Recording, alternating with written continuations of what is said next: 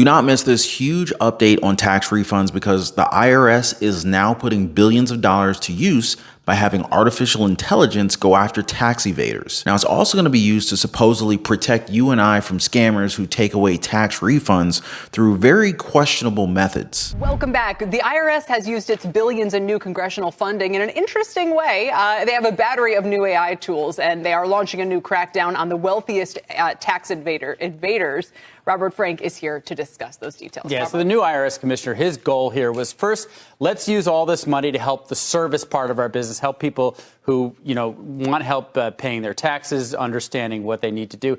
Now we're at phase two, which is go after the wealthy tax cheats. And what they're doing is putting a lot of that money, number one, to enforcers. They're going to hire tens of thousands of auditors and enforcers. But number two is develop AI machine learning to figure out what patterns they can find in tax returns, especially for these large partnerships that can help them identify where people are hiding their income. And that's where an agency not known for its technological prowess is going to really make a step change. And I think this is a part where AI really can do some good because AI is great at these massive data questions and huge computing power, and applying that to finding the areas where humans didn't really see the patterns before, but AI can.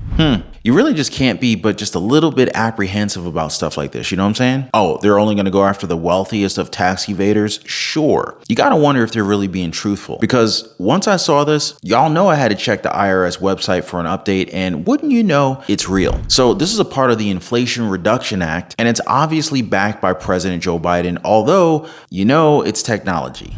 $385 nearly $1 billion by most estimates is wrapped up in this massive piece of legislation, something that Republicans are adamantly against and that Democrats say would reduce the cost of inflation. You've got a part of the bill that will go to climate investment, and it's also going to put that corporate minimum tax rate at 15%. The idea here is that 15% corporate minimum tax is also getting a lot of attention, and also that 1% excise tax on buybacks. So when you add it up, it looks like it's about $43 billion in new business taxes per year. Another way to describe that is as a corporate alternative minimum tax.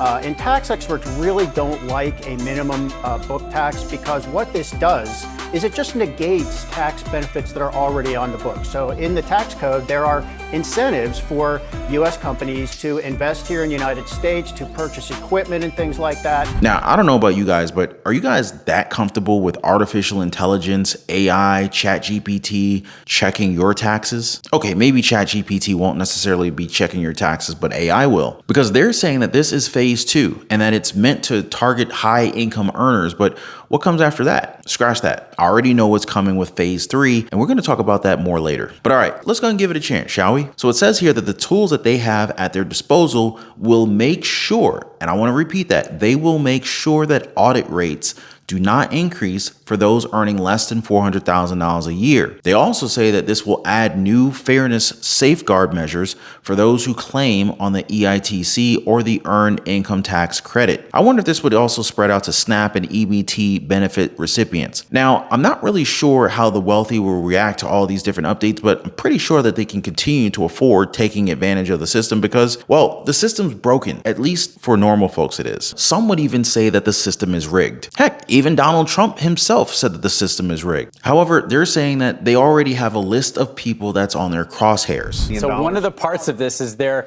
going after 1,600 people who have $1 million or more in income who have recognized tax debt. In other words, we know known and acknowledged by the taxpayer that they owe at least $250,000. $250,000, and this could raise hundreds of millions of dollars if they return all that.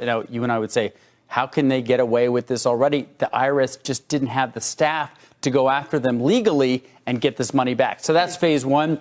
Phase two will be the AI learning. And phase three, they're going after the 75 largest partnerships. That's a lot of hedge funds and law firms. And look at how are they, because they're very complex returns. AI is going to help them sift through all that and narrow in on where they're underreporting income or avoiding taxes. There, we have the 3 phases, but it's just hard to just kind of believe everything that we're told, right? I mean, many of us believe that inflation was transitory when the government told us about it, and well, look where we are now. So I guess it's only normal that us being normal taxpayer folks, we're skeptical about having a machine learn where people are hiding money that can still be taxed. Because sometimes these decisions are best left to humans, you know what I'm saying? Or maybe this is why they're pushing that CBDC so hard. Now, we gotta ask though, how will this all work? It really wouldn't be that difficult, believe it or not. So let's start with this. The IRS's systems are very antiquated and have been for quite some time. And there's been a lot of discussion about how can the IRS get up to date and catch those people that are not paying their taxes the way they should be? So the answer, and by the way, the cheapest way to do this is through AI, because AI could take a massive amount of data, which the IRS has, and use algorithms and look at trends for where errors occur on tax returns and where fraud is likely to happen on a tax return. This has been used very effectively in Europe, and it seems as if this has a good chance of coming to the United States and the IRS using this format. So is the proposal actually to use AI partly the IRS admitting they don't know who all is cheating the system?